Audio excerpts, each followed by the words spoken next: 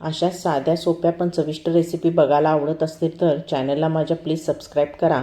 Sweet कॉर्नचे उपीट बनवण्यासाठी 2 sweet corn सोलून थोडं थोडं मिक्सर जारमध्ये घेऊन बारीक फिरवून घ्यायचे।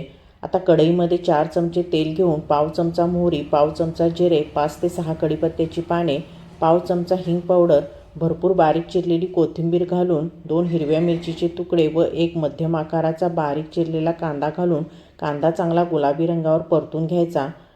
आता पाव चमचा हळद पूड व बारीक केलेला स्वीट कॉर्न घालून तेलामध्ये 2 ते 3 मिनिटे छान परतून घ्यायचा। आता चवीनुसार मीठ व साखर घालून मिक्स करून त्यावर झाकण ठेवून मंद आचेवर 2 ते 3 मिनिटे वाफवून घ्यायचे। चवीला एकदम मस्त हे उपीट होते।